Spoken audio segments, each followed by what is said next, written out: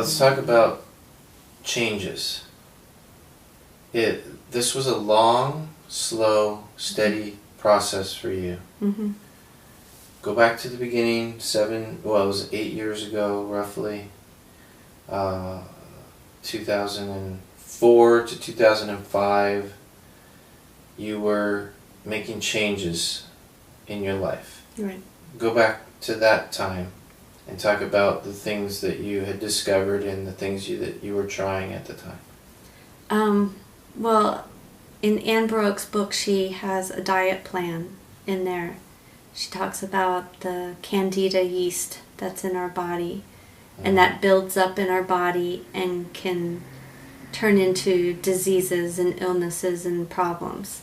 It can contribute to multiple sclerosis as well. Okay. So we decided to try that diet. We followed it very strictly. For how long? 4 months. 4 months. And I felt great.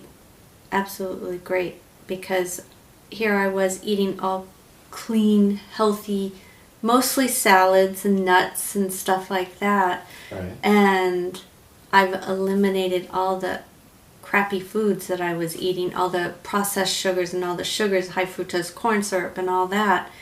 Dairy. And I started feeling so much better. We'll talk about the other things you eliminated that were part of the diet. Are you talking about my bagel and mochas? No. It was cutting back on dairy. Oh yeah, we didn't cut back, we eliminated dairy. Red meats. The red meats. Cut back. Well, during the diet, yeah, we eliminated, and we eliminated all the processed sugars like carbohydrates, the flours and white rice and all that. And that doesn't leave much, does it? No, it didn't. And the only fruits you could have were green apples and blueberries, because that was the less sugar fruits that and were. And this was 4 months. Mm-hmm. Did you starve to death? No. There were times where in the beginning I felt like I was, but... In the beginning, yeah. But, I mean, I would torture myself by looking at ads of yummy foods and, foods that were yummy. So your body is screaming out, or your mind actually is screaming out for these things that we've conditioned ourselves to enjoy and think we need or that we want, and yet we know instinctively, our bodies know that it's not exactly healthy. So we start to eat healthy and deprive our body of these things. Talk about that experience. Was it painful? Well, yes and no, but I think it was more mental. It was more mental. I think because you sit there and you tell yourself, oh, I can't have that.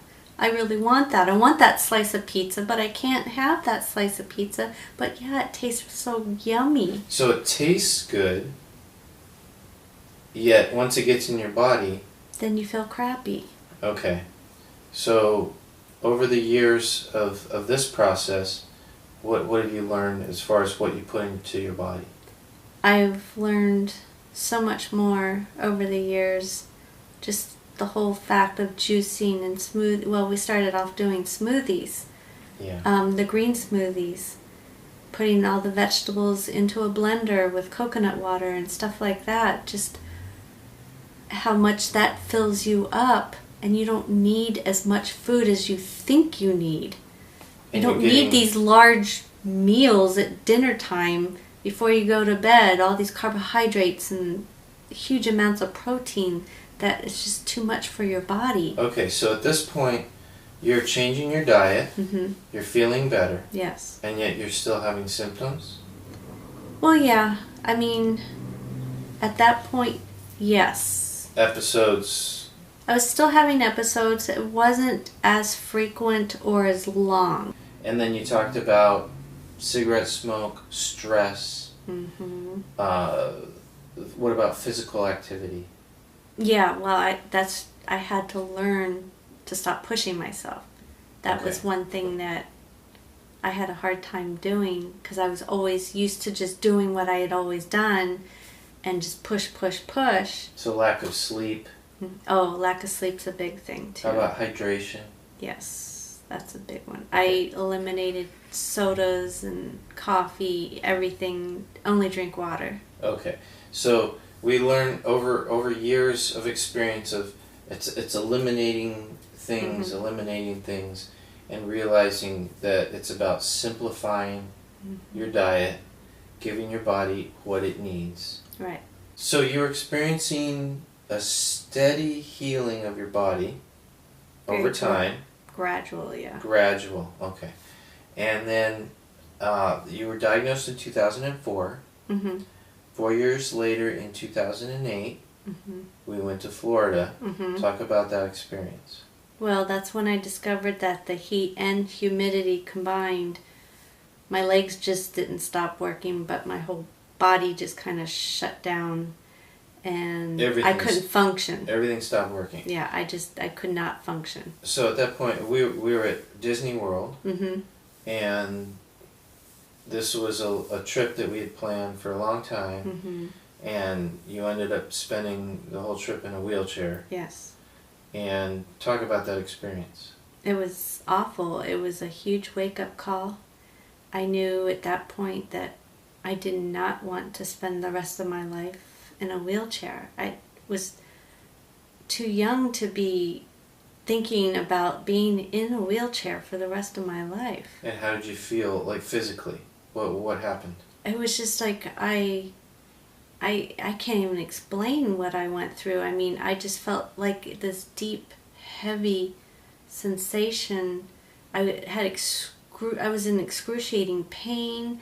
I just couldn't lift my arms, my head. I just had nothing in me. No energy. Nothing. Yeah.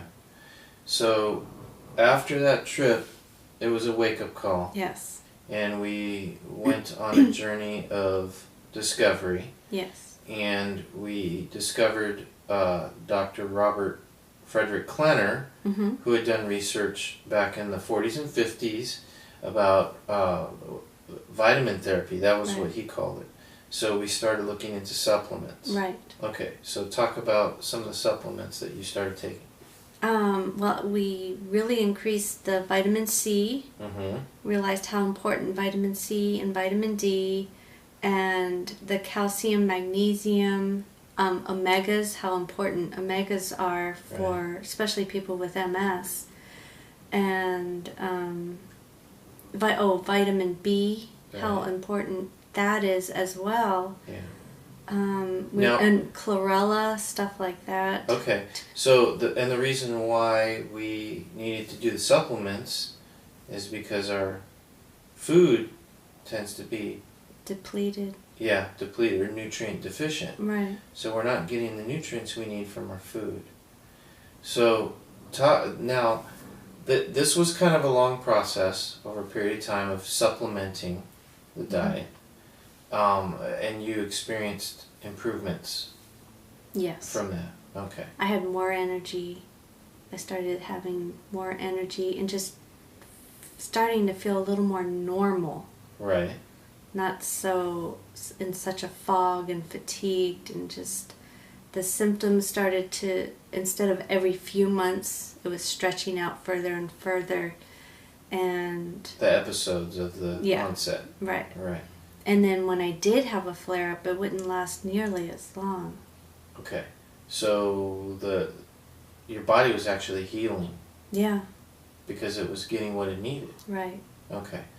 So let's fast forward a little bit and talk. We get to about 2010, Mm-hmm. and you had experienced a significant amount of healing in your body. Mm-hmm. The symptoms were lessening. The episodes were less frequent, less intense, and at that point, we decided. You said you wanted to take your health to a new level. Mm-hmm. Talk about that experience. Well, I actually started looking on Facebook for natural MS sites because I was discovering that there's groups on Facebook that you can join. Mm-hmm. So I started joining these natural MS groups or healing from multiple sclerosis. Mm-hmm. I just started typing those keywords in and finding these groups so I would join them. and see what people are out there that are doing. And on this one MS site, I found this lady who was a retired RN who had been bedridden and was basically sent home to die. As a result? As a result of the MS, because her whole body had shut down. The organs, everything was shutting down. And then... She completely is recovered, and I saw that she was taking hikes with her husband, and I was like, I need to connect with this woman. Okay. And who is this person? Rebecca Gerard. Rebecca Gerard in Canada. Yes. Okay, so talk about your experience with Rebecca. What did she suggest? So I sent her a private message telling her my story and explaining to her what I was going through and what I was trying to do, and that what was she doing? Mm-hmm. What did she do to be in her position now? Mm-hmm. So we started to connect and get back and forth, and she wanted to see what my main issues were at that time, and I told her right now my main thing was balance, because I had fallen down the steps a few times and just had a horrible bumping into things and doorways and just I couldn't stand on one foot, nothing. It was just very frustrating. Okay, talk about that. You were doing, at that point you were exercising, taking yoga, doing yoga, and it was frustrating because people were doing these tree poses where you go up on one foot, and I couldn't do it. I had to hold on to a railing. Yeah. And even then I still was wobbly and stuff. And it was just frustrating because I wanted to be able to do it like everybody else was. Okay. So what did you do at that point? Well, when I would talk to Rebecca about this problem that I was having, she suggested this magnetic bracelet. Okay.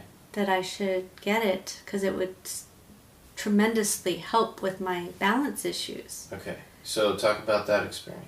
So I got the bracelet and I ordered it, and when I received it, I wanted to try the tree pose one more time before I put the bracelet on, just to see, you know. Mm-hmm. And so I tried to go into my tree pose, and I was wobbly and fell over. Mm-hmm. So I put the bracelet on. This is the bracelet. Mm-hmm. I put it on, and she said, when you put it on, wait for about 5 seconds. 5 seconds? Yeah. That was all? That was it. And she said, and then try it, you know. Okay. So I put it on, waited 5 seconds, went into the tree pose, and I held it. I don't even know how long I held it for. I was ecstatic. Yeah. And you were right there. Yeah. And I literally had tears rolling down my face because it was like, oh my God, I don't even know how many years it's been since I could just balance myself like that. Yeah. And I'm like, this is just weird. Too good to be true type thing at first. Okay, but this was about 2 years ago? Or a year and a half ago? 2 years. 2 years ago. So talk about your balance since then. I haven't fallen down the stairs. I don't need a chair to hold on to do my exercises anymore or anything. Right. But that's not all it did. Okay, what else? Because of the joint pain I was having, my neurologist said, well, you're probably developing arthritis. And I mean, I was really concerned because at work I have to be able to write and hold, a pen and stuff. And it got to the point where I couldn't hold a pen anymore. It was just so painful. So I chose to wear the bracelet on my right hand since this was the hand I was having the pain in. And I went to bed that night. And the next morning, I realized when I woke up, one, my arm didn't fall asleep like it normally did because my arms were still falling asleep all the time. Where I couldn't wake up. How long had you been experiencing that issue?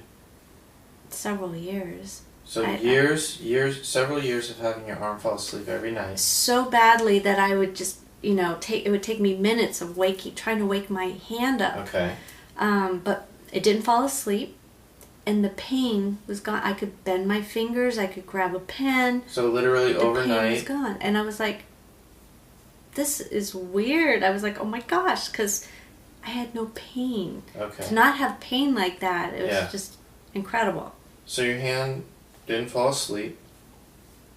My hands don't fall asleep anymore. Your hands don't fall asleep at night anymore. No. You don't have the arthritic pain. Nope. Not at all. And your balance has been restored. It's fine. Yeah. Okay.